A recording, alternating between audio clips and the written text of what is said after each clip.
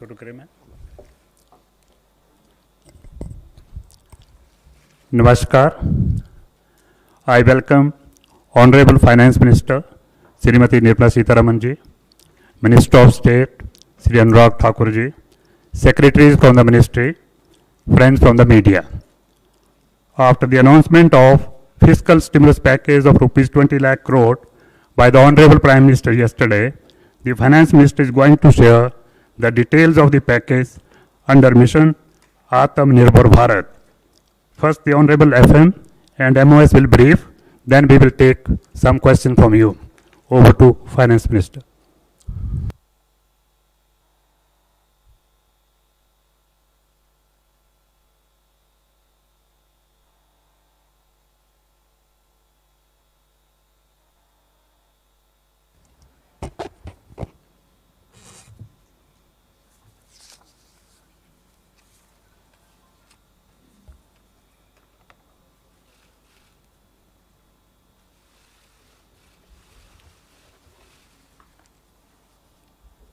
Good afternoon. Can you hear me with my mask or should I remove it? Are you okay? It's better now?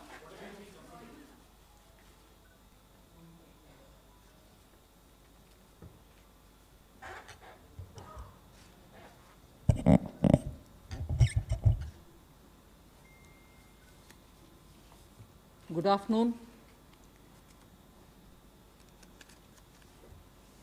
I'm sure all of you will have heard the Honorable Prime Minister speak last night to the nation. He laid out a vision, a comprehensive vision. And that vision was laid out after wide and deep consultation with several sections of our society. And these discussions were held at various levels with various ministries and also gradually taken up to the level of the Prime Minister's office, and the Prime Minister himself has been spending considerable time to make sure that the inputs obtained are given due consideration and they form a part of the package that's being given to the country.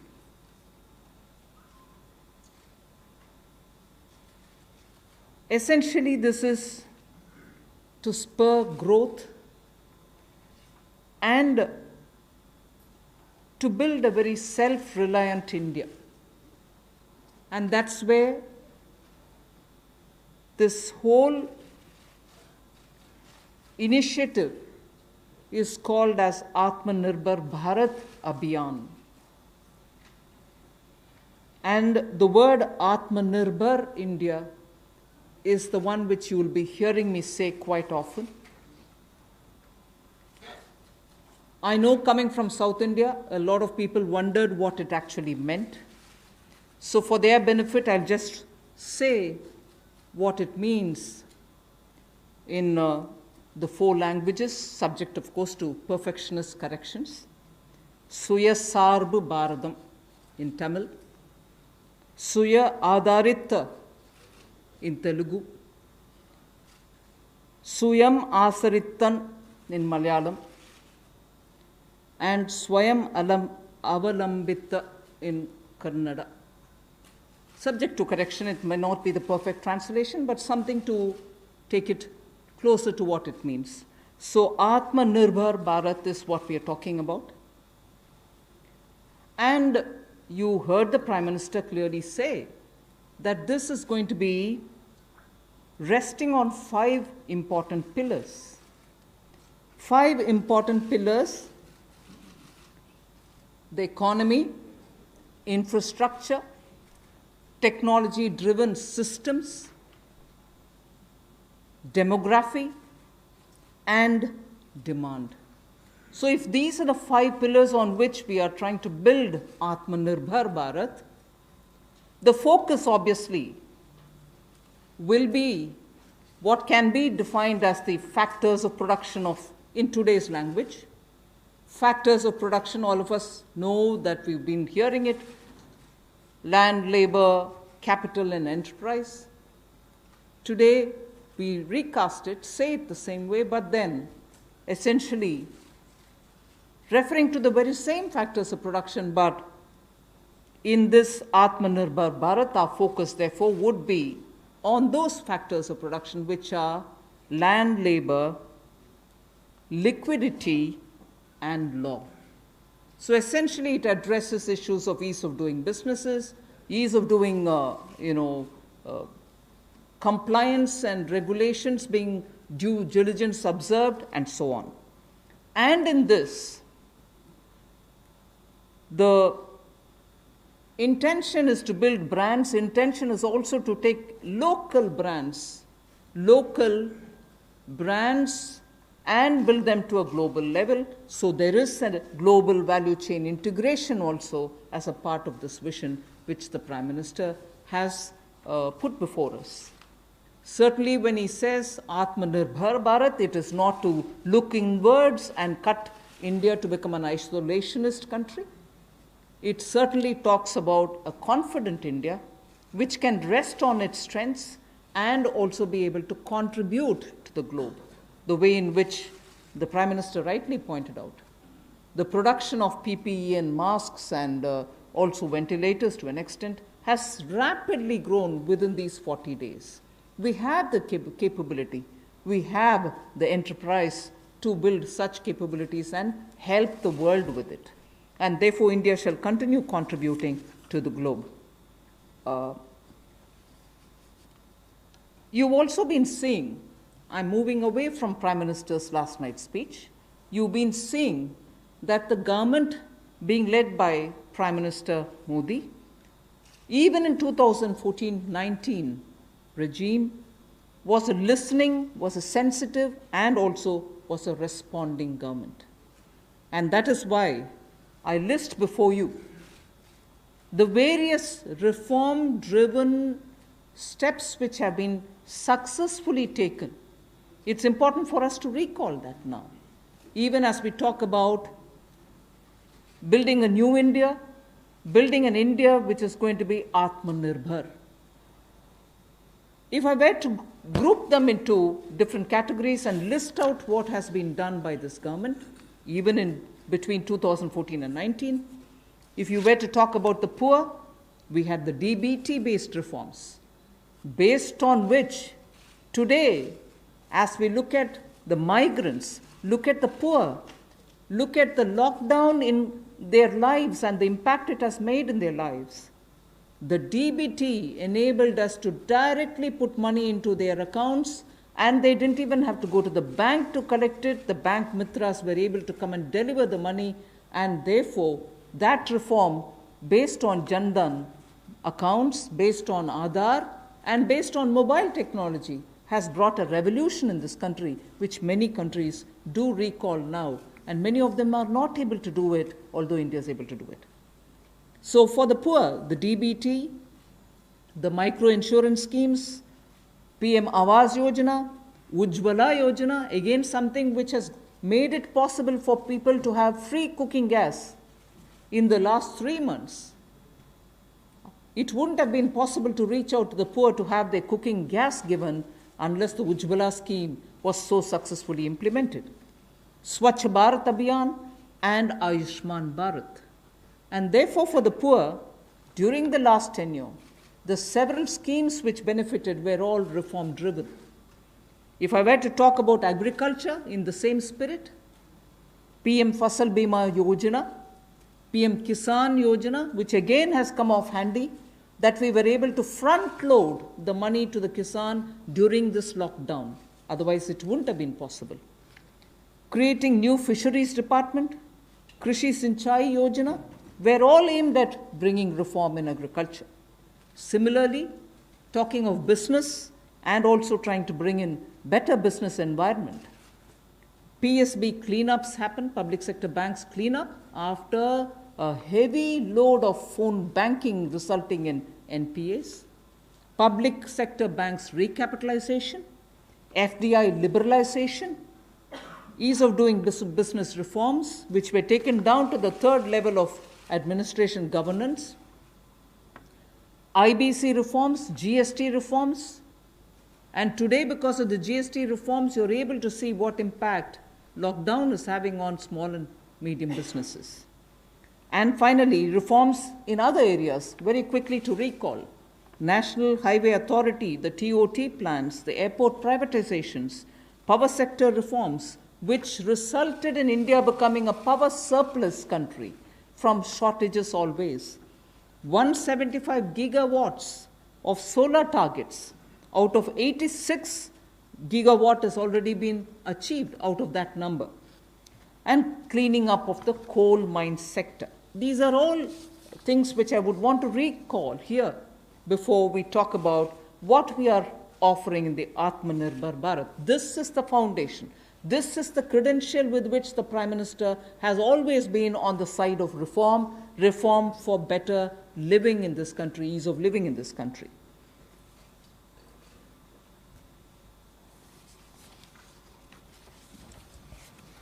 नमस्कार। कोविड-19 में देश और दुनिया के सामने बहुत सारे संकट खड़े किए और इन चुनौतियों के समय में भी भारत के यशस्वी प्रधानमंत्री आदरणीय मोदी जी अवसर देखते हैं और कहीं ना कहीं पिछले कल का उनका जो देश के प्रति संबोधन था उसमें स्पष्ट तौर पर दिखता है कि आत्मनिर्भर भारत बनाने के लिए ये जो संकल्प उन्होंने लिया है, ये जो सोच अपनी देश के सामने रखी है, इसने एक नई ऊर्जा देशवासियों में भर दी है। जहां अपने घरों तक सीमित थे लोग, आज वो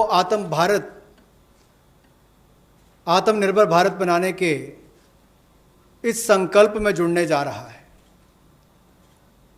और संकट में अवसर देख रहा है। और शायद यही कारण है कि दुनिया के मुकाबले अगर भारत का देखा जाए तो इस लड़ाई में बहुत अच्छे कदम रहे। यहाँ तक कि दुनिया भर के देशों में दवाइयाँ तक पहुँचाने का भी संकट के समय में अगर किसी ने काम किया तो भारत की दवाइयों की कंपनियों ने किया, जिसमें भारत को बहुत प्रशंसा भी मिली है। यही नहीं, सबसे पहले कोविड-19 को चलते मोदी सरकार ने जो पहला कदम उठाया वो प्रधानमंत्री गरीब कल्याण योजना के रूप में लेकर आए कि देश के गरीब को भूखा ना रहना पड़े, उसको कोई दुख तकलीफ ना हो। और 1,70,000 करोड़ का ये पैकेज माननीय वित्त मंत्री जी ने आप सबके सामने रखा था। और यही नहीं, कंप्लायंस की कोई दिक्कत ना हो कि आपको कानूनी तौर पर वैधानिक रूप से कोई जो नियमों का पालन कर रहा है उसमें आप रह ना जाएं, तो उसकी भी छूट 3 महीने का मॉरेटोरियम पीरियड आपको दिया गया। फिर आरबीआई के माध्यम से भी घोषणाएं हुई जिसमें लिक्विडिटी का फ़ायदा आप सबको मिला, देश के करोड़ों लोगों को।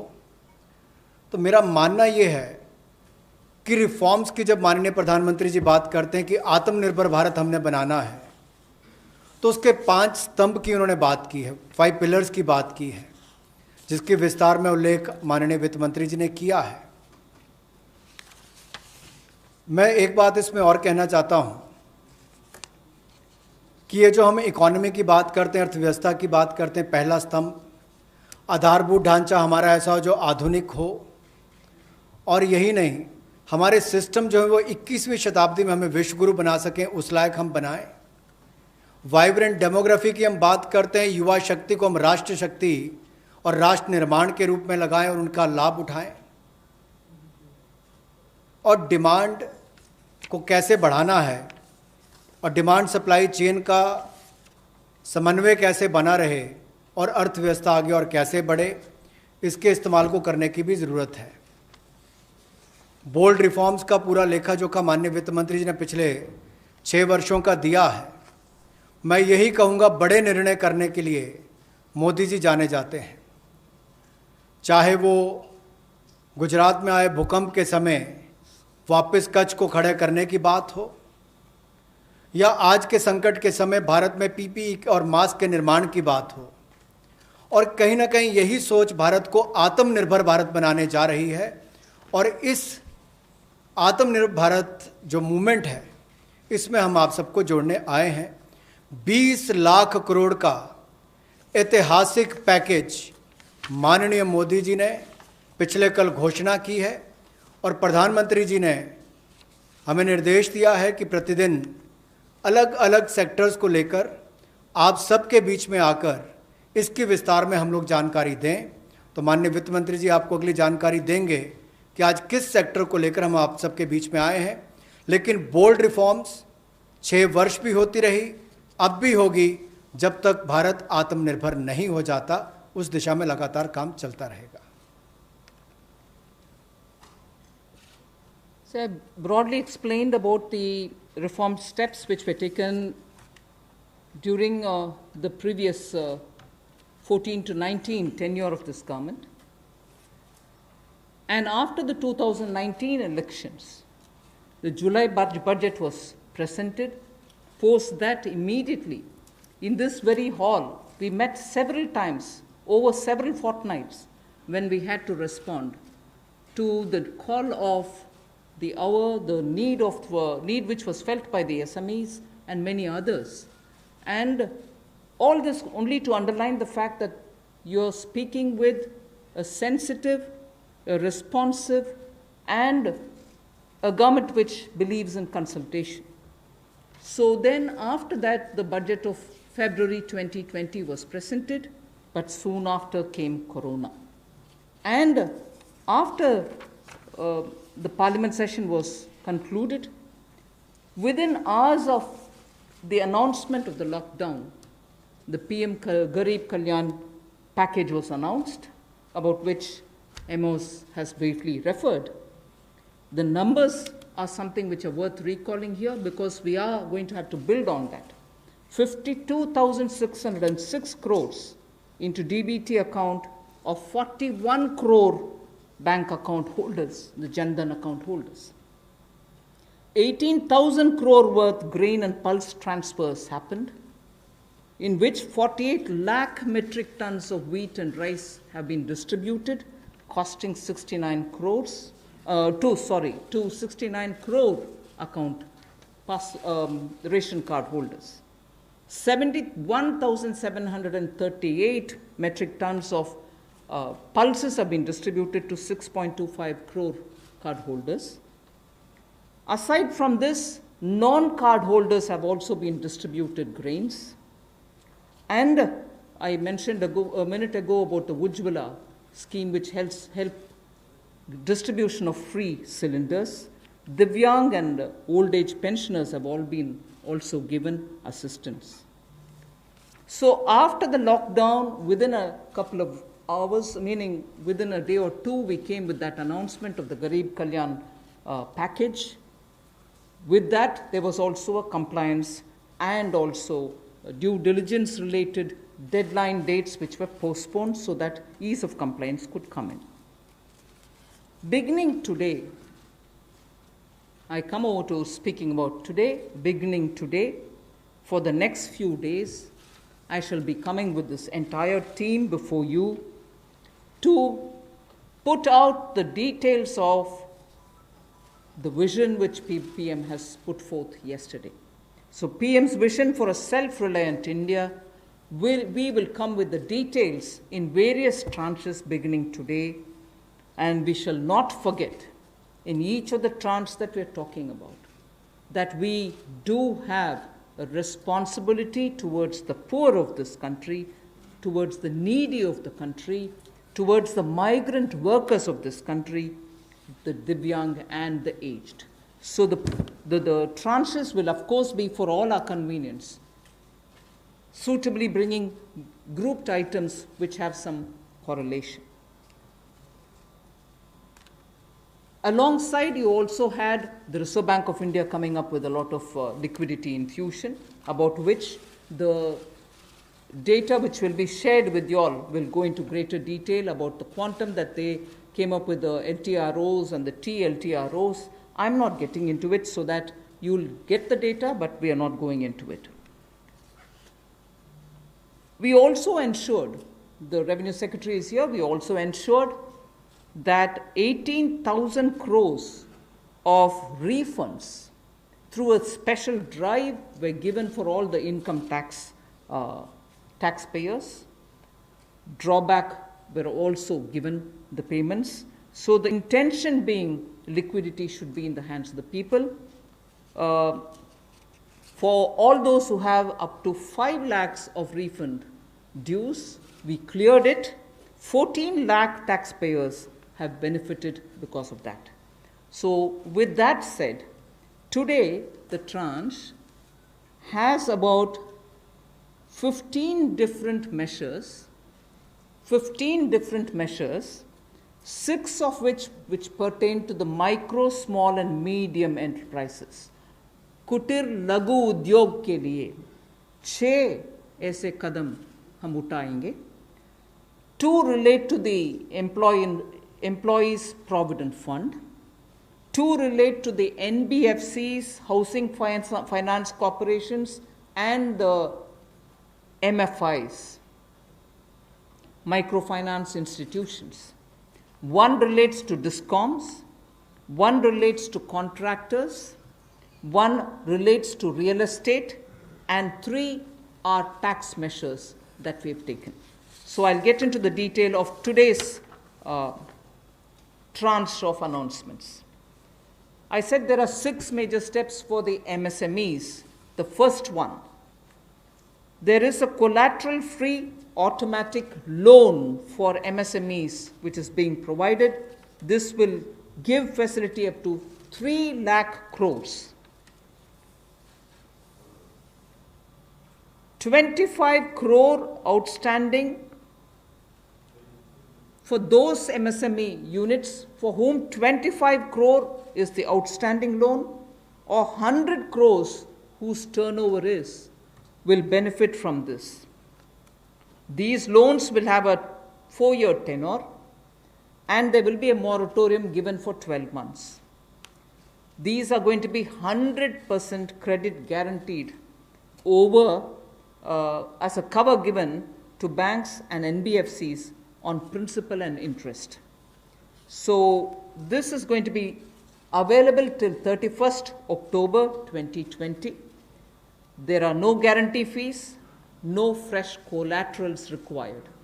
So I guess this will benefit 45 lakh units so that they can resume their business activity and also safeguard jobs.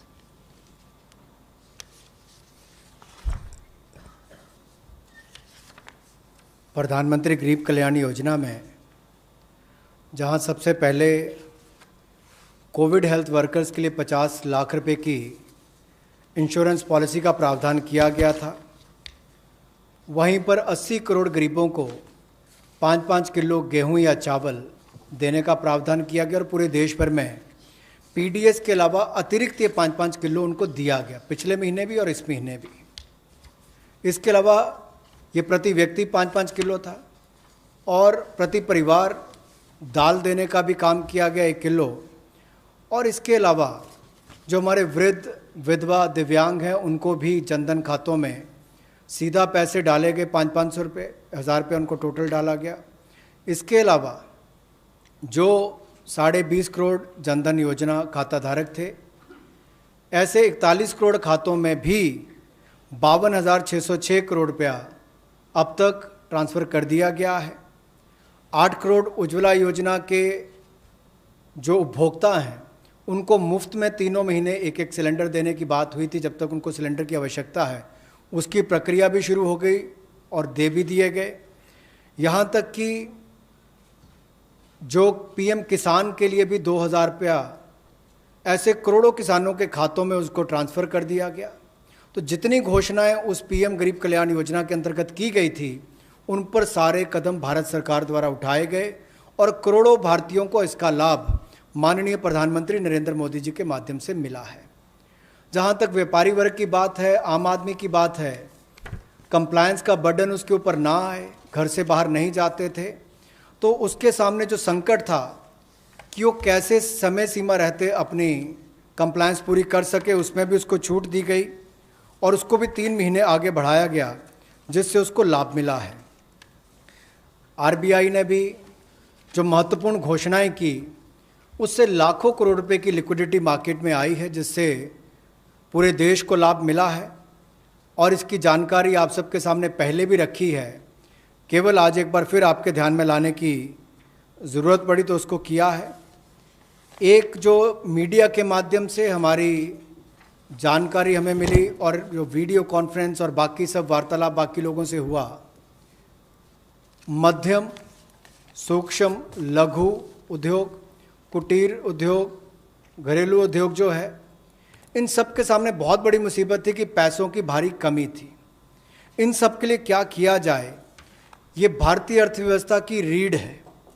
ये जो हमारा सूक्ष्म लघु मध्यम उद्योग है, कुटीर उद्योग है, गृह उद्योग है, इन सब का एक बहुत महत्व है। 12 करोड़ से ज़्यादा लोगों को ये रोज़गार देते हैं। तो ऐसे कारोबार और व्यापार करने वाले, विशेष तौर पर एमएसएमई सेक्टर जो है, इसके लिए आज एक बहुत बड़ी घोषणा है कि collateral free automatic loan 3 lakh crore रुपए का मध्यम सूक्ष्म लघु कुटीर और गृह उद्योग को मिलेगा। इसमें किसी को अपनी ओर से कोई गारंटी, कोई कोलेटरल देने की आवश्यकता नहीं है और इसका समय सीमा भी 4 वर्ष की होगी और पहले 12 महीने यानी कि पहला 1 वर्ष उनको प्रिंसिपल रीपेमेंट नहीं करना पड़ेगा, इनके मूलधन का चुकाना नहीं पड़ेगा, मूलधन को नहीं चुकाना पड़ेगा और 12 महीने की इस पर छूट रहेगी और 4 वर्ष के लिए उनको ये ऋण दिया जाएगा। तो 3 लाख करोड़ रुपए का ये ऋण, ये हमने बगैर किसी गारंटी, बगैर किसी कोलेटरल के भारत के मध्यम सूक्ष्म लघु उद्योग, कुटीर और गृह उद्योग के लिए मोदी सरकार ने करके दिया है। I just moved to the next one, which is about a 20,000 crore subordinate debt proposition which we are bringing. If the earlier one, which was just now explained by the MOS, was for standard MSMEs who, because of lockdown, couldn't move forward because they didn't have money, they didn't have cash coming in. So for buying raw materials or paying the wages, if they had a problem, you had that emergency credit line which we spoke about just a minute ago. Now I come to talking about subordinate debt through which we want to infuse about 20,000 crores. These are meant for stressed MSMEs. So if you're providing for the standard, you're now providing for the stressed MSMEs. Now the stressed MSMEs do have a problem of equity. So for them, through a subordinate debt provision, we want to provide about 20,000 crore liquidity.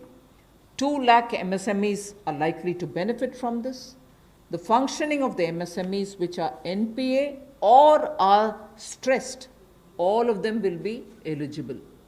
For this subordinate debt-based scheme, NPAs or stressed MSMEs will all be eligible for this. The government will be providing about a 4,000 crore as its contribution to the CGTMSE, the Credit Guarantee Trust, and they will be then able to provide the partial credit guarantee support to the banks, as a result of which stressed and NPA MSMEs will immediately benefit. तनाव में जो सूक्ष्म लघु मध्यम उद्योग या कुटीर या गृह उद्योग हैं, उनकी इन परिस्थितियों को देखकर गौण कर्ज या अधीनस्थ ऋण के रूप में 20,000 करोड़ रुपए का प्रावधान इन स्ट्रेस्ड एमएसएमईज के लिए किया गया है, ताकि इनकी जो कमी आती थी उस कमी को दूर किया जा सके। और इसमें भी लगभग 2 लाख से ज़्यादा मध्यम लघु सूक्ष्म कुटीर उद्योग को लाभ मिलने वाला है और ये 20,000 करोड़ का गौण ऋण ये तनाव वाली एमएसएमईज को दिया जाएगा। The next of the MSME linked steps that we are taking, this is the third. There is a fund being created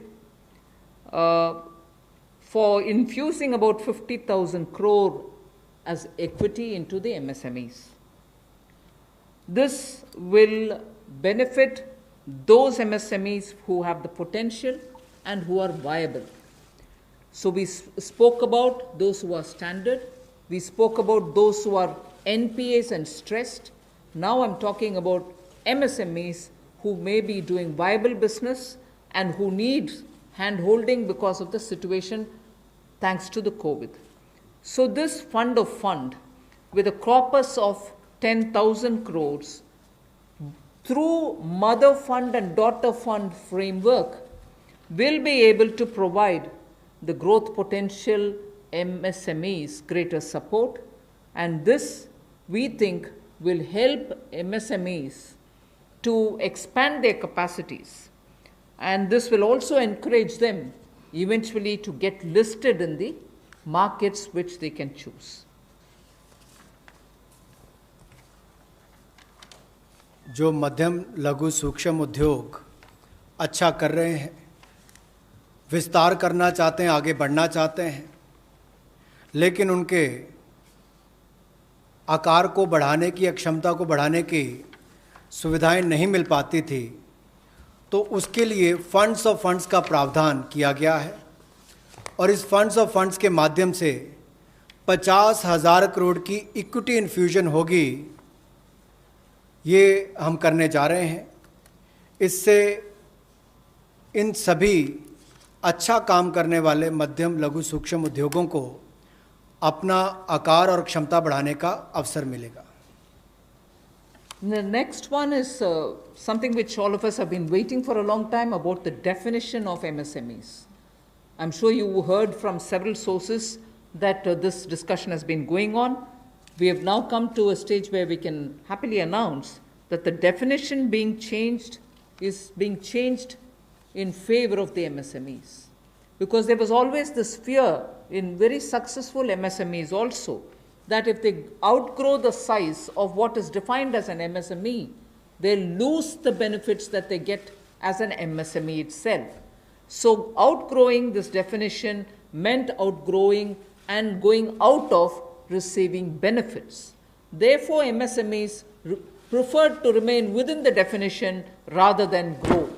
Now what we are coming with is a change in the definition of MSME so that they need not worry about growing in size. They will still be able to get quite a lot of benefits which otherwise, as an MSME, they had got. So now how do we change it? I told you why we are changing the definition. How are the changes being brought about? What exactly is the change which is coming in? The change is that investment limit which defined an MSME is being revised upwards. So you can be a slightly more larger invested company, but you're still going to be considered only as an MSME. And then I'll come to the amounts which is shown in the chart there.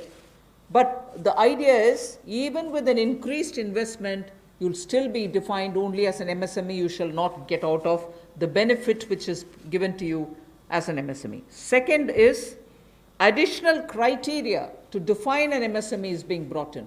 And that criteria is based on turnover. So that is being brought in newly now.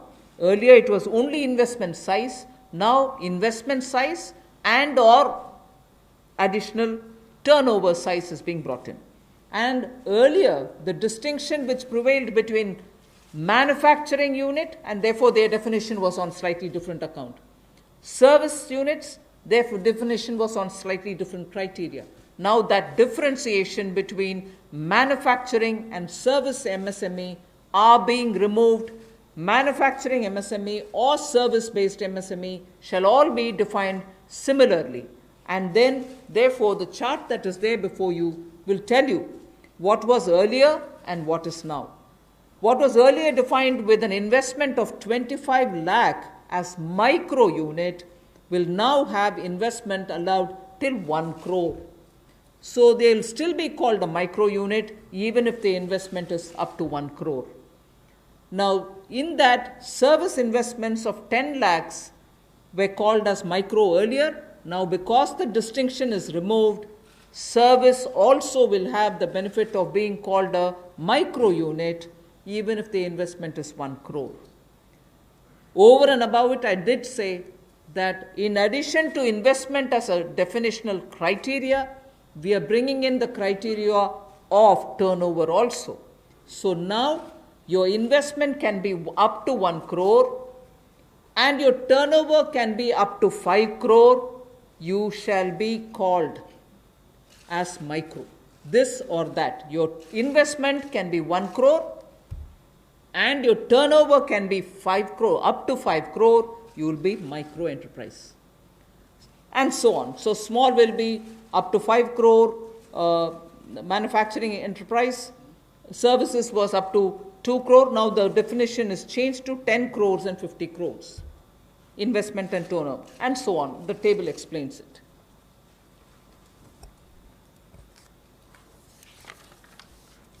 सूक्ष्म लघु मध्यम उद्योग में इसकी परिभाषा में कम दहलीज होने के कारण ये लगातार संकट रहता था कि अगर हम इससे बाहर जाएंगे तो हमें जो हमारे बेनिफिट्स मिलते हैं, लाभ मिलते हैं, उससे हाथ धोना पड़ेगा।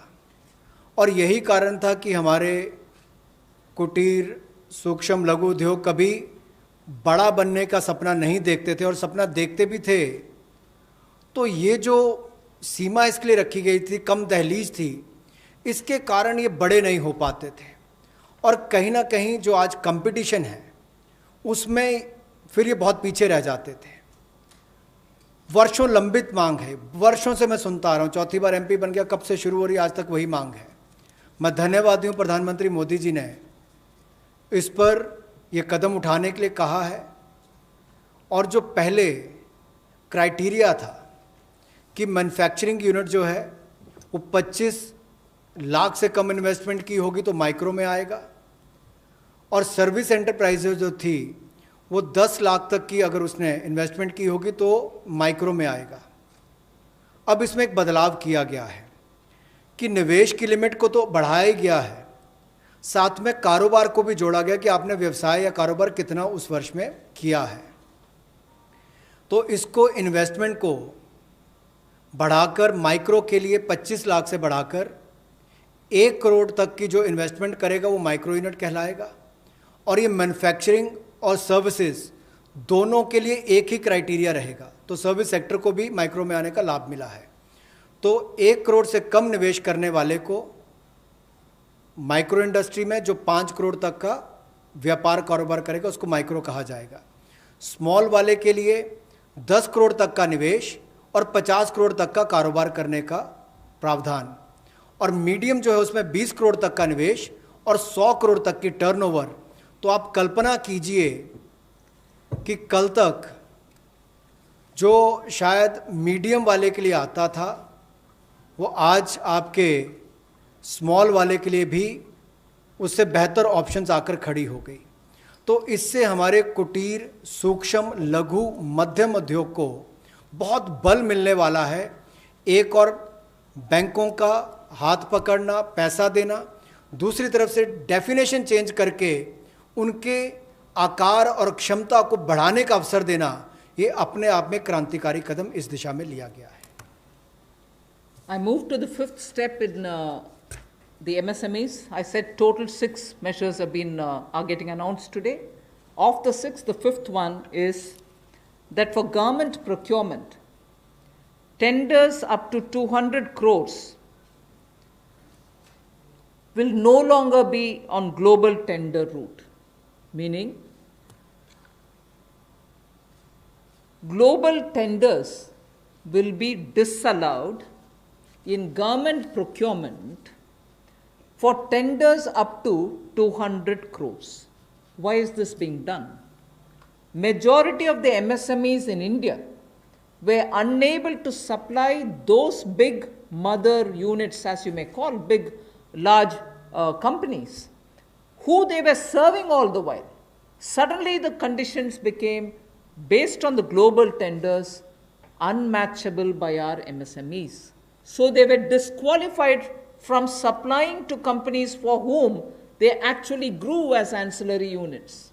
As a result, many of our MSMEs were not anymore able to participate in supplying products to many of these large units. So by bringing this condition now, we are saying for global tenders worth 200 crores or less, particularly for government procurement, they need not be global tenders at all.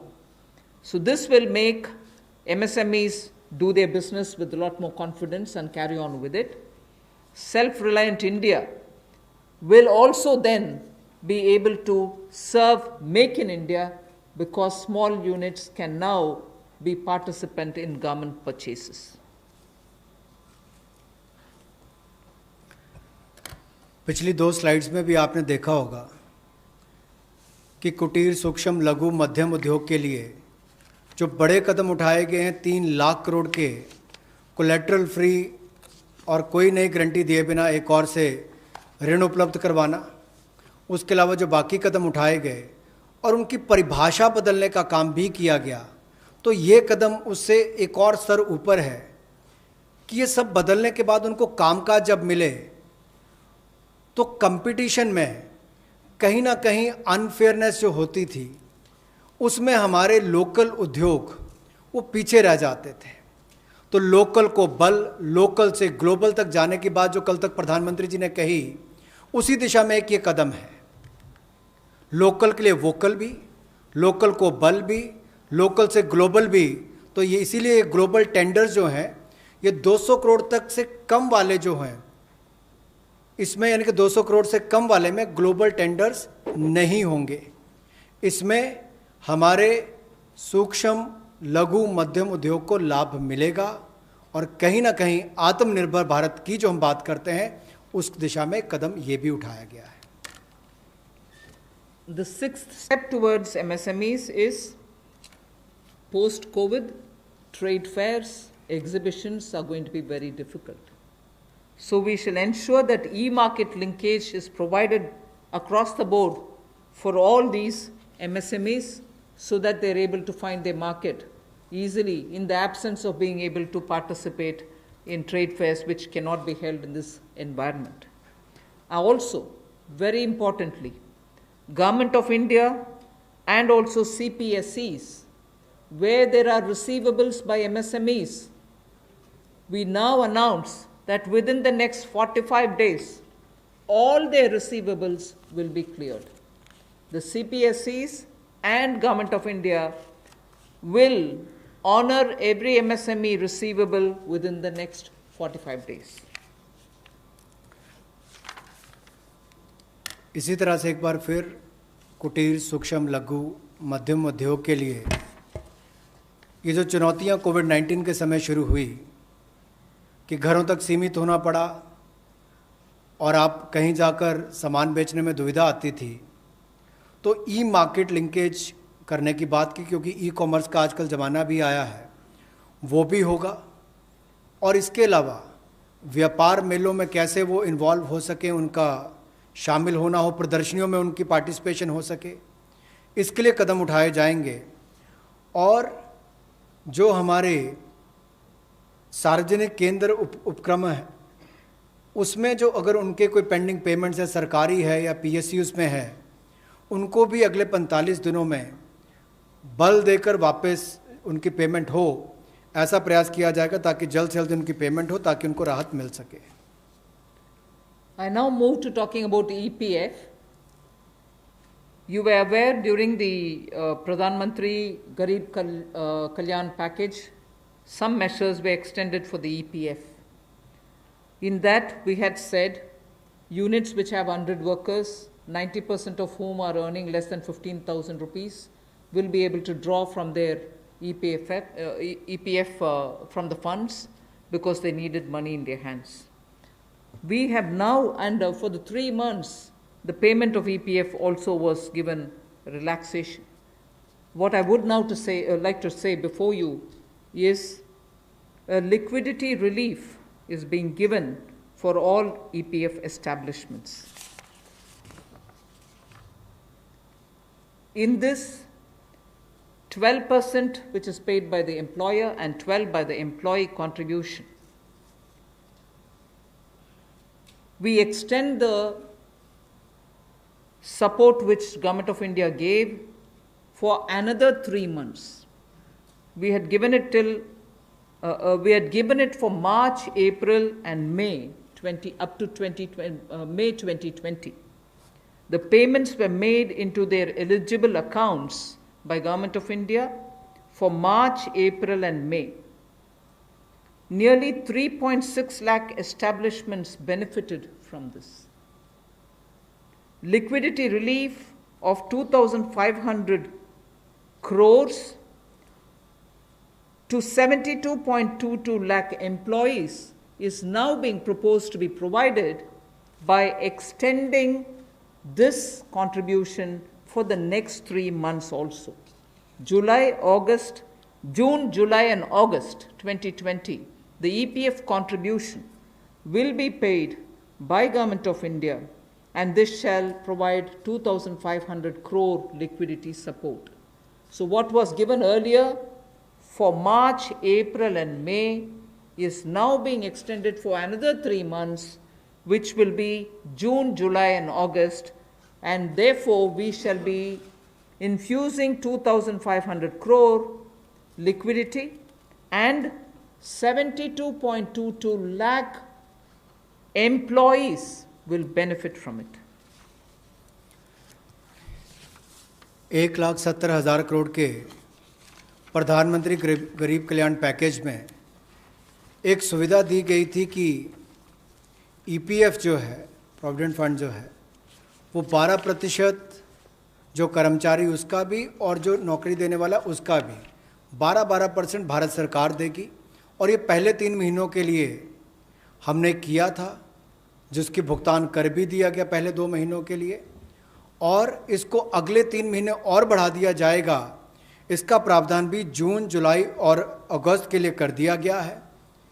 3,67,000 ऐसी संस्थाओं के 72,22,000 ऐसे कर्मचारियों को इसका लाभ मिलेगा, जब कर्मचारी का 12% हिस्सा भी और नियोक्ता जो नौकरी देने वाला है उसका 12% हिस्सा भी भारत सरकार देगी, और ये कुल मिलाकर 2,500 करोड़ के लगभग का लाभ इनको मिलेगा। The next on EPF again, in order to provide more take-home salary for the employees and also to give relief to employers in the payment of PF for those which have not been covered under the earlier description, which is if you have 100 employees, 90% of whom are drawing less than 15,000, we announced a scheme earlier, which I'm extending for another 3 months. That's what was announced a minute ago. The second one in EPF now is the statutory PF contribution for those who are not covered in the earlier one is being reduced from 12% to 10%. So for the next 3 months, employers need to pay only 10% and not 12% so that they will have some more money in their hands. However, for the central public sector enterprises and for state PSUs, we will continue to pay 12%. So this reduction is not for the government. However, government employees government employer still pays 12%. But employees in these public sector undertakings will be given the advantage of paying only 10%. So a liquidity relief of 6,750 crores for both the employee and employer will be available for the next 3 months.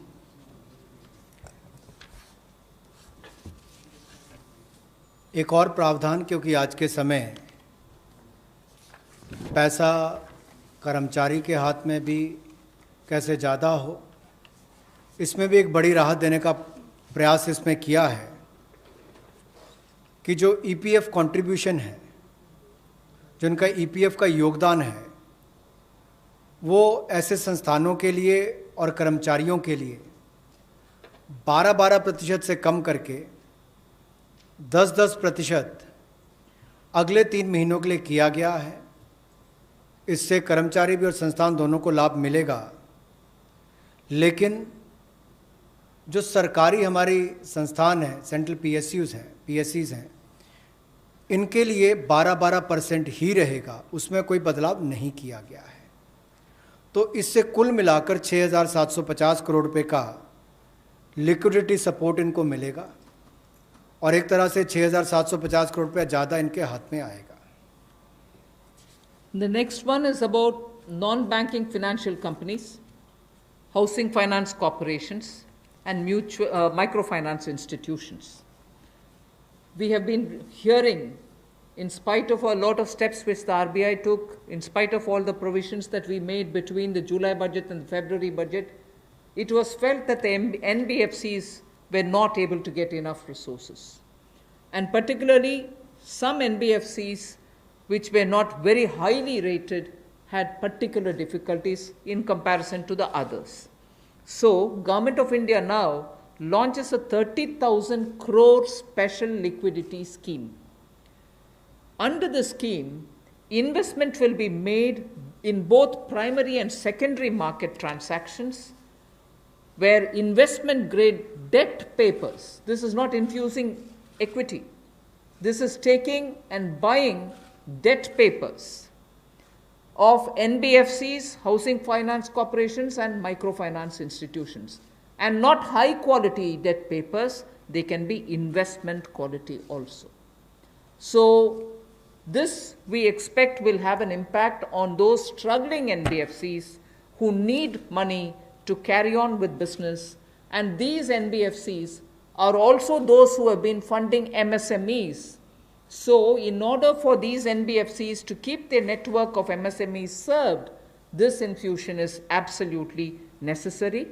And these securities with which you're going to buy these debt papers will be fully guaranteed by Government of India. They will be fully guaranteed by Government of India. We hope that this will also bring in a lot of difference for NBFCs who have access to small and micro units, and therefore we want to ease the flow of credit through these NBFCs who have only not so good debt papers in their hands. गैर banking वित्तीय कंपनियां, NBFCs या फिर हमारे housing finance companies और micro finance institute, इन सब के लिए जो इनके पास लिक्विडिटी की कमी आती थी, धन का अभाव होता था, उसके लिए ये नई योजना लेकर आए हैं जिसमें 30,000 करोड़ रुपये का विशेष तौर पर प्रावधान किया जाएगा। स्पेशल लिक्विडिटी स्कीम ये होगी जिससे इनके धन की आपूर्ति भी होगी और इसके माध्यम से जहां एक और हाउसिंग सेक्टर को बल मिलेगा, MSME सेक्टर को बल मिलेगा, उसका भी लाभ हमारी अर्थव्यवस्था में और नीचे आम आदमी को पहुंचेगा और इसका पूरी तरह से गारंटी भारत की सरकार देगी। The next facility also for the NBFCs is to give 45,000 crore liquidity infusion through a partial credit guarantee scheme for the NBFCs in particular. This is an existing scheme, but we are expanding its scope. Expanding its scope only because it will now cover borrowings such as primary, bond issued, the commercial papers. So all these will constitute the liability side of the balance sheet, but we are getting into that area also. But in this case, as different from the previous one, 20%, the first 20% loss alone will be borne by the guarantor, which is Government of India. The first 20% loss. So in this again, AA rated papers below and also below that will all be included. Even unrated papers will be eligible for investment. This we think will help many of the microfinance institutions, and with this, if money goes into their hands, even based on unrated papers, we guess they will have liquidity to reach out to the MSMEs who may be in the far-flung areas. जहां पहली 30,000 करोड़ की liquidity guarantee scheme लेकर आए थे, NBFCs के लिए, HFCs और MFIs के लिए, वहीं पर अब आंशिक ऋण गारंटी योजना, ये लगभग 45,000 करोड़ रुपए की NBFCs का इसमें प्रावधान किया गया है। इसमें भारत सरकार गारंटर होगी, जो 20% का नुकसान इसके द्वारा सहन किया जाएगा, वहन किया जाएगा। और यही नहीं, इसमें AA पेपर और इससे भी नीचे वाले जो हैं उसको भी इसमें पैसा मिल पाएगा, ऋण मिल पाएगा। और इसके अलावा जो अनरेटेड पेपर एलिजिबिलिटी है इन्वेस्टमेंट के लिए, वो भी इसमें प्रावधान किए गए हैं, ताकि ज़्यादा इसका स्कोप बढ़ सके, ज़्यादा लोगों को इसका लाभ मिल सके। और कुल मिलाकर इससे भी नई लेंडिंग जो है, यानी कि कर्जा दिया जा सके सूक्ष्म लघु मध्यम उद्योग को और आम नागरिकों को भी मिल सके, उसके लिए इसका प्रावधान किया गया है। I move over to talking about the DISCOMs. DISCOMs today are facing unprecedented cash flow problems. They desperately need help. Otherwise, they are unable to pay the power generating companies. You know, all the states, DISCOMs are in serious crisis. So in order to help them, there is a emergency liquidity injection, which is happening to the extent of 90,000 crores.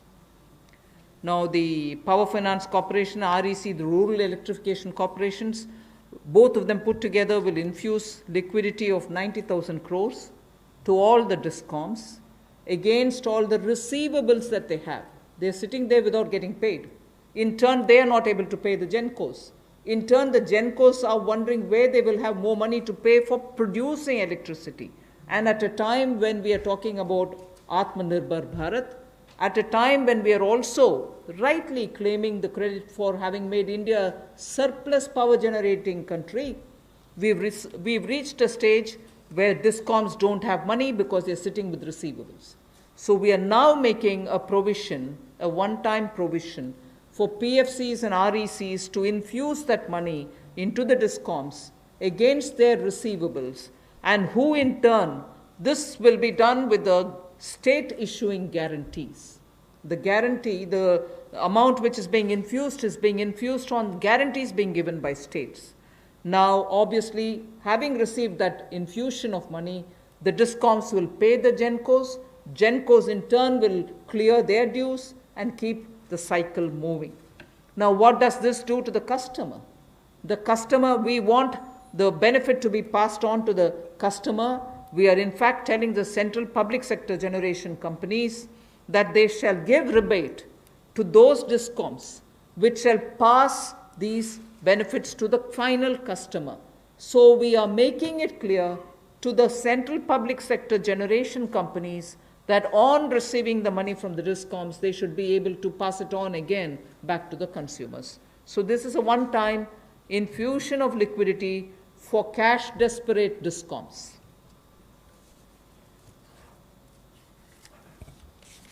बिजली वितरण कंपनियों की आय में जो भारी कमी आई है और लेनदारी जो इनके कई राज्यों से बढ़ी है, उसके कारण भी ये अभूतपूर्व नकदी प्रवाह की स्थिति इनको देखनी पड़ रही है। इन परिस्थितियों में आम उपभोक्ता को भी नुकसान ना हो, बिजली उत्पादन करने वाले भी और बिजली वितरण करने वाले भी इस अभूतपूर्व समस्या में कहीं उलझ कर ना रह जाएं, इसके लिए 90,000 करोड़ रुपए का प्रावधान डिस्कॉम्स के लिए किया गया है, बिजली वितरण कंपनियों के लिए किया गया है। और ये 90,000 करोड़ रुपया जो बिजली वितरण कंपनियों को दिया जाएगा वो पावर फाइनेंस कॉरपोरेशन और रूरल इलेक्ट्रिफिकेशन कॉरपोरेशन के माध्यम से दिया जाएगा।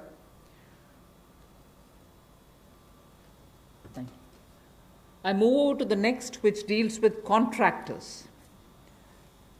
All Government of India agencies, such as the railways, road transport, highways, CPW, etc., will now give 6 months extension without any cost to the contractors, so that extension should cover construction work or goods and services contracts that they have with central government agencies. They can take additional 6 months to comply with the contract conditions.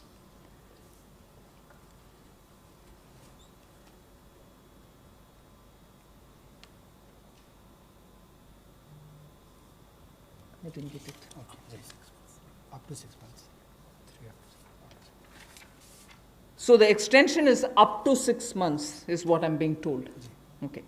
Covers construction. This shall cover construction work or cover even goods and services contracts. It will also cover completion of works and intermediate milestones that they may have. This will also cover and extend concessional period which is given in PPP contracts. So even the concessional periods will get extended up to 6 months. And in order to facilitate greater liquidity which they can obtain, government agencies will partially release bank guarantees to the extent of the partially completed contracts. So if a particular contract is completed to some extent and not fully, to that some extent, the partial bank guarantee will also be released so that the cash flow will improve. जहां एक और पहले 200 करोड़ तक के tenders global नहीं होंगे, एक वो राहत दी गई। अब उसके बाद जो अभी काम हमारे कॉन्ट्रैक्टर्स कर रहे हैं देश भर में, चाहे वो रेलवेज़ का हो, सड़कों का हो, हाईवेज़ का हो, सेंट्रल पब्लिक वर्क्स का हो, अलग अलग डिपार्टमेंट्स के हों, क्योंकि कोविड के कारण ये समस्या खड़ी हुई, तब उनको 3 महीने से ज़्यादा 6 महीने तक की राहत इसमें दी जा सकती है एक्सटेंशन के रूप में, ताकि उनको कोई खामियाजा ना भुगतना पड़े। और जो ऑब्लिगेशंस थी उनकी, उसके कारण दिक्कत आ सकती थी, इसलिए प्रावधान किया गया है ताकि मुकदमेबाजी या बाकी सब ना हो और मानसिक रूप से भी ठीक रहे और अच्छा काम करके समय पर पूरा कर सकें। तो 6 महीने तक की इनको राहत दी गई। और यही नहीं, जो पीपीपी कॉन्ट्रैक्ट्स है उसमें भी जो कंसेशन पीरियड है उसमें भी ये राहत 6 महीने तक की दी जा सकती है, पर मैक्सिमम जो है 6 महीने तक हो सकता है। केस टू केस मैटर करेगा। और जो सिक्योरिटी दी जाती थी पार्शियल, उसको रिलीज़ किया जा सकता है आंशिक रूप से।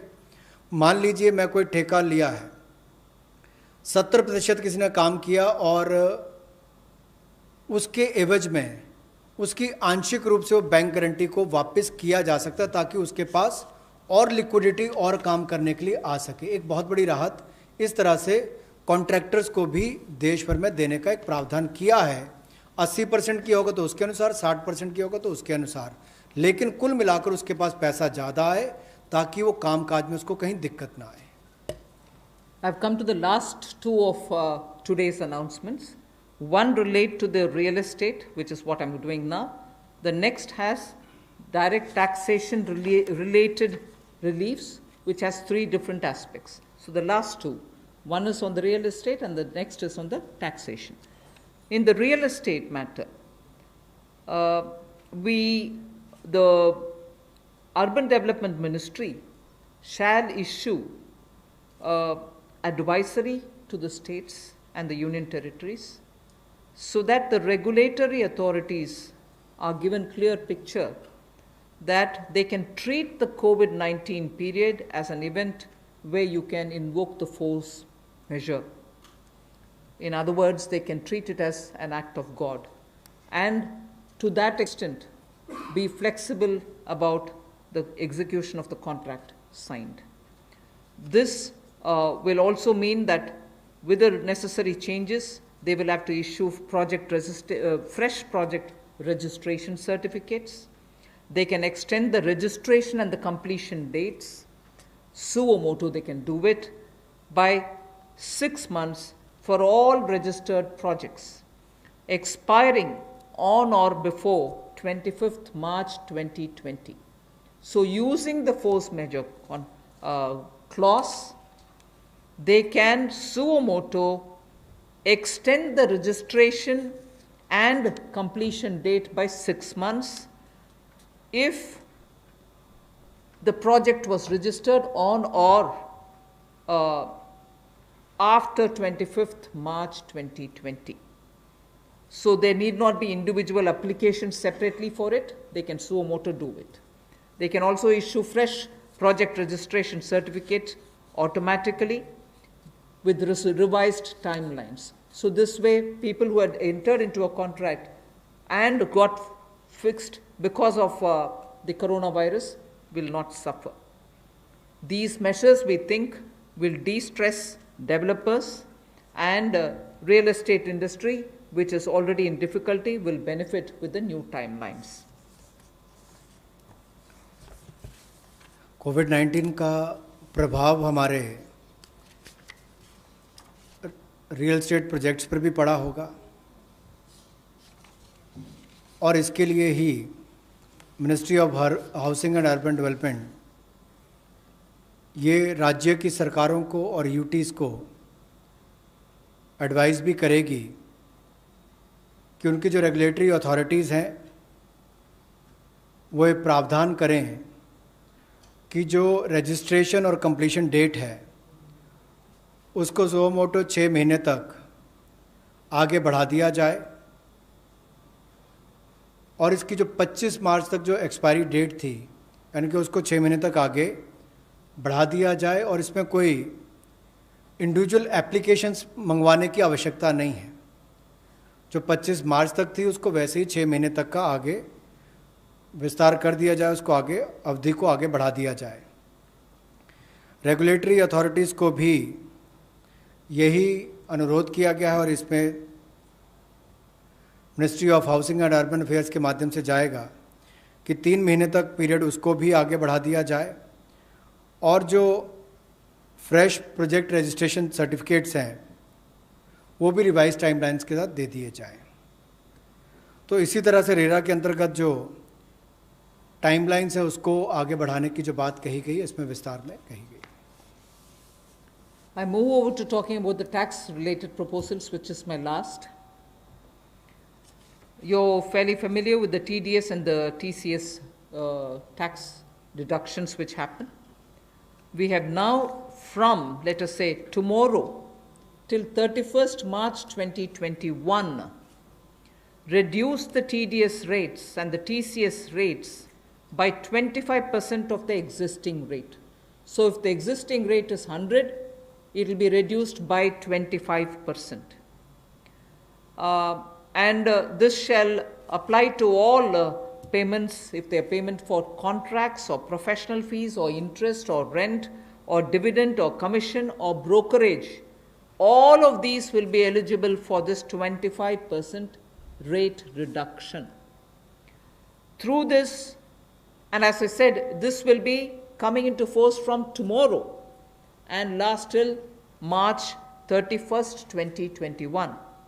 And this we think, this reduction we think will release nearly 50,000 crores in the hands of the people who otherwise would have paid it as TDS. This reduction alone is going to give 50,000 crores back to the people, in the sense it will be in their hands rather than coming in as payment of taxation. जो TDS rates हैं वो सभी non salaried payment वालों को, residents को, और TCS rate जो है उसमें 25% की कटौती की गई है फाइनेंशियल ईयर 2020-2021 के लिए, और इससे 50,000 करोड़ रुपए का लगभग लाभ आम जनता को मिलने वाला है। यानी कि अगर मेरा 100 रुपया बनता था तो मैं 100 रुपये की बजाय अब 75 रुपये दूंगा, और उसमें 25% की कटौती की गई है। तो एक बहुत बड़ी राहत गैर वेतनभोगी इन सब के लिए, non salaried payment to residents, इनके लिए की गई है। The next is a set of dates which are getting extended for direct tax, some of the measures that we are taking. All pending refunds to charitable trusts and non-corporate businesses and professions, including that of proprietorship, partnership, LLP and cooperatives, shall be issued immediately. I did mention at the beginning that we have already refunded quite a lot of refunds which were either 5 lakhs or lesser to individuals who waited for their refund for a long time, and through that nearly 14 lakh people had benefited. Now, we are saying that the pending refunds of all charitable trusts, non-corporate businesses, professions, proprietorships, partnerships, LLPs and cooperatives, many of whom can be very small. Many of these are in cooperative sectors, many are MSMEs, many are small partnerships. All their refunds will be given immediately, which will mean that they will get their due money, that's their money, they will get it back in their hands without any delay. Then the due date of all income tax returns for the year 2019-2020 are now being extended from 31st July 2020 and 31st October 2020 to 30th November 2020. And tax audits from 30 September 2020 is being changed to 31st October 2020. So that is a measure which will help people not to worry about how they are going to do their compliance, will they be able to file their returns or not. So that is a step which we take. And the last one, which also is a taxation related measure, is the date of assessments getting barred, because assessment time gets barred with a certain date. We are conscious of it, we have taken cognizance of it, so we are saying date of assessments getting barred as on 30th September 2020 is now being extended to 31st December 2020. So 3 months extension is being given so that date of assessment doesn't get barred as of September 2020, it can wait till December 2020. And also, those getting barred on 31st March 2021, we are saying this in advance, those getting barred as of 31st March 2021 are being extended to 30th September 2021. They are a clear, again 6 months extension for those March. We are telling that in advance. 31st March 2021, which we are getting debarred, will now be moving over to 30th September 2021. And the last point that I would want to share with you all for this evening is, we've launched this Vivad Se Vishwas scheme for making payment, and there was a component that you had to pay 10% extra if it is beyond a certain date. Now, without any additional amount which is to be paid, in total, the whole Vivad Se Vishwas scheme is getting extended up to 31st December 2020. And for this extension, no extra payment is being asked. So the entire Vivad Se Vishwas moves over to 31st December 2020. 5 lakh तक के refund 14 lakh से ज़्यादा लोगों को अब तक वापस कर दिए गए थे। उसके अलावा जो उससे ऊपर वाले उसकी भी प्रक्रिया शुरू, और बहुत सारे लोगों को वो भी वापस कर दिए गए हैं जो रिकॉर्ड समय के अंदर किए गए। अब इसके अलावा जो पेंडिंग रिफंड्स हैं, चाहे वो चैरिटेबल संस्थाओं के हों, ट्रस्ट के हों, या नॉन कॉरपोरेट बिजनेस या प्रोफेशंस के हों, यानी कि प्रोप्राइटरशिप, पार्टनरशिप, LLP, कोऑपरेटिव्स, इनको भी जल्द ही इनके रिफंड्स इशू कर दिए जाएंगे ताकि पैसे की कमी कहीं पर ना आए। इनकम टैक्स की रिटर्न के लिए जो ड्यू डेट थी वित्तीय वर्ष 2019-20 के लिए, उसको 31 जुलाई 2020 और 31 अक्टूबर 2020 से बढ़ाकर 30 नवंबर 2020 कर दिया जाएगा, और टैक्स ऑडिट को भी 30 सितंबर 2020 से बढ़ाकर 31 अक्टूबर 2020 कर दिया जाएगा। जहाँ तक डेट ऑफ असेसमेंट की बात है, ये भी वर्जित हो रही थी 30 सितंबर 2020 को, इसको भी एक्सटेंड कर दिया जाएगा 31 दिसंबर 2020 तक, और जो वर्जित हो रही थी 31 मार्च 2021 को, इसको 30 सितंबर 2021 तक बढ़ा दिया जाएगा।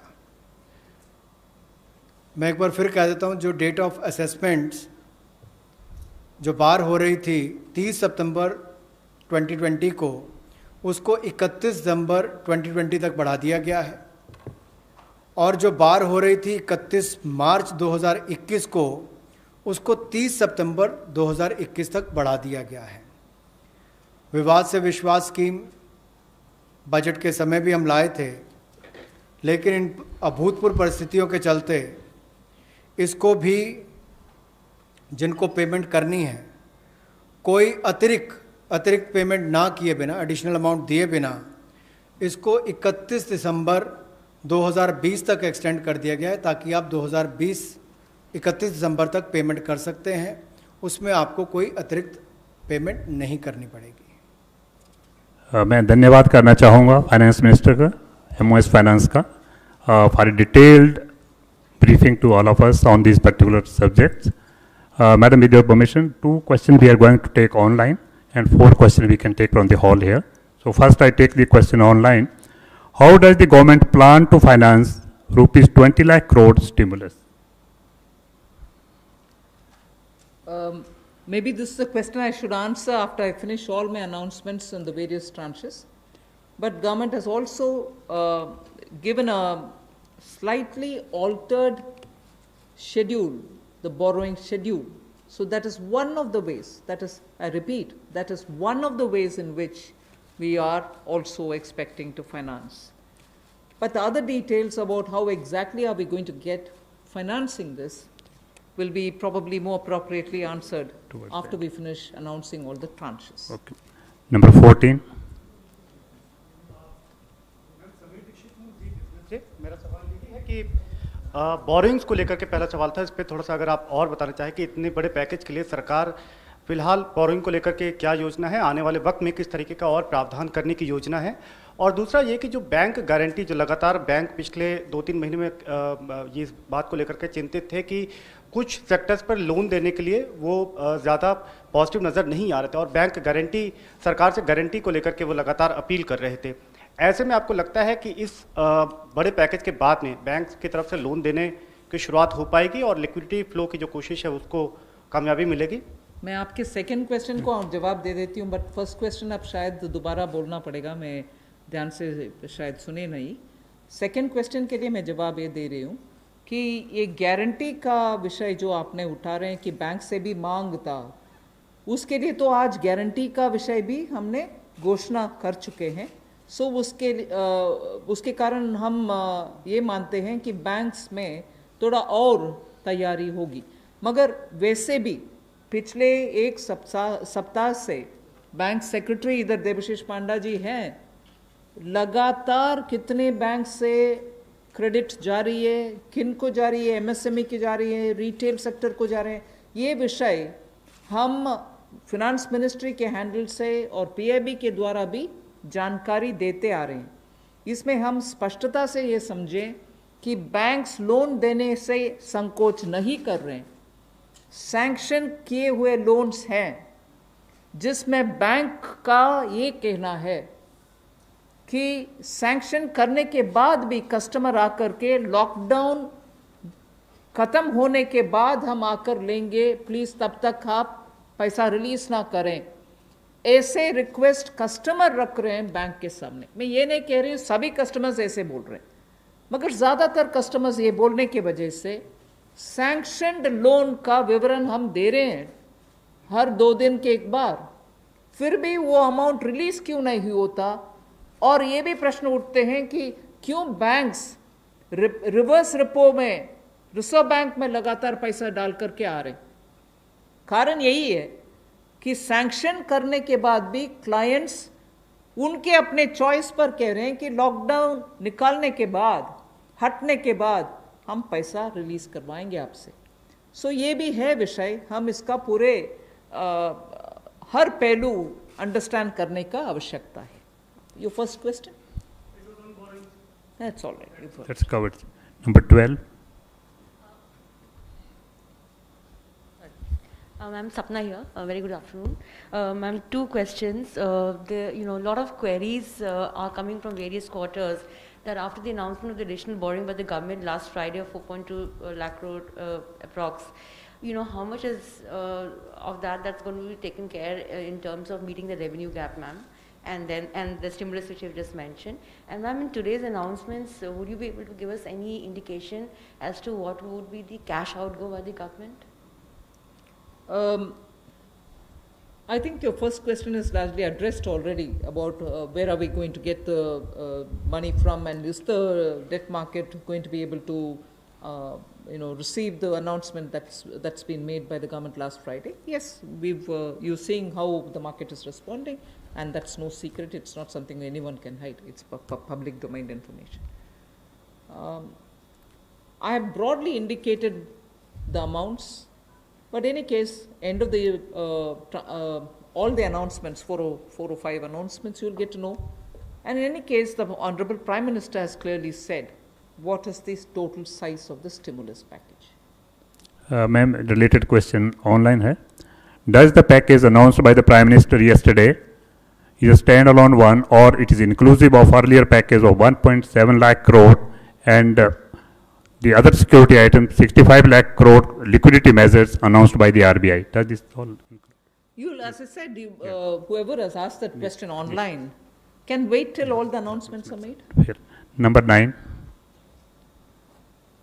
Ma'am Monica ji business ma'am MSME sector में पहले से ही बहुत ज़्यादा लिक्विडिटी क्रंच था और यूके सिन्हा कमेटी ने ये सारी रिकमेंडेशंस पहले से ही दे दी थी, तो इतना समय क्यों लग गया? क्या हम लॉकडाउन का इंतज़ार कर रहे थे? और दूसरा ये कि अप्रैल के जीएसटी नंबर्स अभी तक नहीं आए हैं, तो एमएसएमई सेक्टर से काफ़ी कंप्लेंट्स आ रही हैं और वो काफ़ी रिक्वेस्ट कर रहे हैं कि एक जीएसटी एमनेस्टी स्कीम उनके लिए आ जाए, तो क्या हम उसकी आशा कर सकते हैं? एमएसएमई के लिए अभी इतने सारी घोषणा, पता नहीं मुझे क्यों आप उसको लॉकडाउन के लिए हम कौन इंतज़ार करते हैं जी लॉकडाउन के लिए? आप क्षमा कीजिए, मुझे कैसे उसका जवाब देना है पता नहीं चल रही है। मगर एमएसएमई के लिए हम धीरे धीरे जुलाई बजट में भी घोषणा किए, उसके बाद पार्शियल गारंटी का अनाउंसमेंट भी हुआ, फरवरी के बजट में भी एमएसएमई के लिए बहुत सारे कदम हमने उठाए, और अभी कॉम्प्रिहेंसिवली स्ट्रेस्ड हो, एनपीए हो, सस्टेनेबल और वायबल यूनिट्स हो, उन सब के लिए अलग अलग हिस्से पर एमएसएमई के लिए स्टेप्स उठा रहे हैं। और जीएसटी रेवेन्यू के ऊपर रेवेन्यू सेक्रेटरी को मैं बोलूँगी कि प्लीज़। नंबर 13। आपने जो सवाल पूछा कि जीएसटी का जो अप्रैल महीने का फिगर अभी तक डिक्लेयर नहीं किया है, आपको मालूम है कि जीएसटी के जो रिटर्न्स फाइलिंग के डेट्स है वो सब एक्सटेंड हो गए हैं। एक बार जब अगर एक्सटेंड कर दिया जाए कि हमने बहुत सारे रिटर्न्स कहा है कि जून तक भरना है, या जो 5 करोड़ से ज़्यादा के जो लोग हैं उनको भी हमने टाइम दिया है, तो एक्सटेंशन देने के बाद अब जो ये जो फिगर्स है इसके बारे में स्पष्ट स्थिति जो है सो हमें 30 जून तक ही मिल पाएगा हमें। तो इसीलिए हम लोगों ने उस फिगर को अभी तो जो लोग पैसे दे पा रहे हैं वो दे पा रहे हैं, बाकी लोग 30 जून तक उनको अवधि दी गई है, उसके बाद ही हमें स्पष्ट स्थिति मालूम पड़ेगा कि कितना पैसा आया, किन लोगों ने रिटर्न फाइल किया है। जहाँ तक कि आपने एमएसएमई की बात की, जीएसटी रिफंड इस एक महीने में, अप्रैल महीने में टोटल इस फाइनेंशियल ईयर में अब तक करीब 11,000 करोड़ लोगों को जीएसटी का रिफंड दे दिया गया है।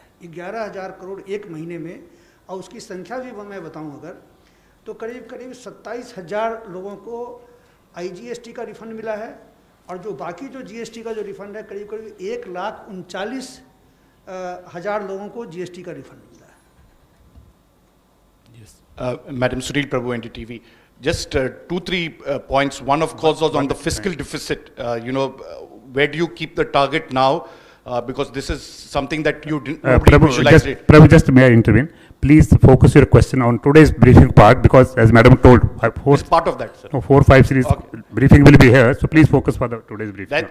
That is one part of it, madam. The fiscal deficit and, the states asking for FRBM and, certain measures which you have been part of the deliberations in that aspect. The second is that when you say the EPF and this package that is being given to MSMEs, especially, there is unemployment that is taking place. How are you going to safeguard that, through various measures vis-a-vis this? And what exactly is the outlay that we are envisaging in terms of from the finance ministry? You've actually sort of spread like a bird's eye view of what's going to come. So I might want you to wait for the next announcements. 33. Yeah. That's why I said it's very- 33. Ma'am मैं शैलेश हूँ NI से। Ma'am MSME को लेकर आपने तमाम announcement करे हैं, उसमें 2-3 तो क्लैरिफिकेशन चाहूँगा। एक तो जो एमएसएमई की डेफिनेशन आपने चेंज करी है उससे कितनी कंपनीज़ को बेनिफिट होगा, और जो 200 करोड़ से ऊपर के जो टेंडर हैं जो फॉर ग्लोबल टेंडर्स आते थे, कितने लोग जो हैं उससे, कितने ग्लोबल टेंडर्स उससे बाहर हो जाएंगे। और मैम एक सवाल मेरा ये है कि जो आज आपने अनाउंसमेंट करा है और जो इंफ्रास्ट्रक्चर का 1 लाख करोड़ का जो आप लोगों ने टारगेट करा है, उसमें से कितना इसमें अनाउंस हुआ है या अलग है कुछ? मैं ये प्रश्न जो आपने उठाया ग्लोबल टेंडर के विषय में, कोई बाहर नहीं होंगे लोग, इसमें पार्टिसिपेट करने के लिए हम कदम उठा रहे हैं ना। अगर ग्लोबल टेंडर का आवश्यकता नहीं है जिसके वजह से स्मॉल एंड मीडियम इंडस्ट्रीज उसमें भाग लेना मुश्किल समझ रहे हैं, हम उस रिक्वायरमेंट को ही हटा दिया कि ग्लोबल टेंडर कॉल फॉर ना करें, जिससे 200 करोड़ से कम वाले गवर्नमेंट प्रोक्योरमेंट में एमएसएमई भाग लें। एक्सक्लूशन नहीं है, इंक्लूशन होगा। Last question 104।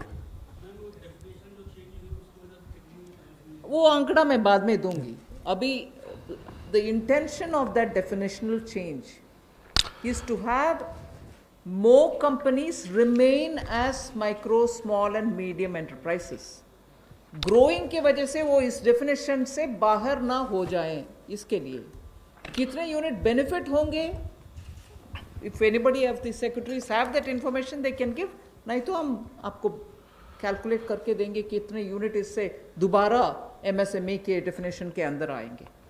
मैं आमिर हूँ न्यूज़ नेशन से। एक ब्रॉड पिक्चर को लेकर के एक सवाल है कि जो लॉकडाउन की स्थिति हुई उसके बाद से अब तक भारतीय अर्थव्यवस्था को कितना नुकसान पहुंच चुका है, और दूसरा ये कि जो ये आपका स्टिमुलस पैकेज है 20 लाख करोड़ का, लॉकडाउन की स्थिति आगे भी बढ़ती है अगर, और ये स्थिति ऐसे ही बनी रहती है, तो इससे इसको कितना अर्थव्यवस्था को फायदा पहुंचेगा और कितना अब तक नुकसान अर्थव्यवस्था को हो चुका है? आप दोनों प्रश्न इतना स्पेकुलेटिव प्रश्न पूछ रहे हैं, मेरे से जवाब देना मैं आसान नहीं समझ रही हूँ। अगर lockdown continue, how can I answer? 1 second, lockdown के वजह से क्या नुकसान हुआ आंकड़ा करने के लिए अभी समय नहीं है। हम रिस्पॉन्ड कर रहे हैं जिससे न्यू इकोनॉमी उभर कर आना है और सभी स्ट्रेंथ के साथ उनके बिजनेस रिवाइव करना है, उस रास्ते पे हम चल रहे हैं। इसीलिए I can't answer even your first question. I'm sorry.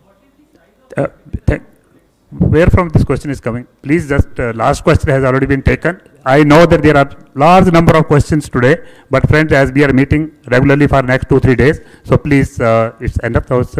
I thank Madam and thank the MOS. Thank you very much.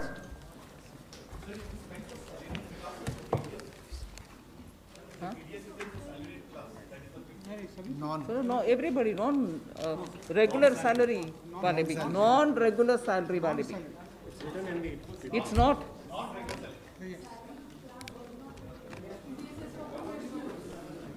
TDS is for professionals, TCS is for others, no?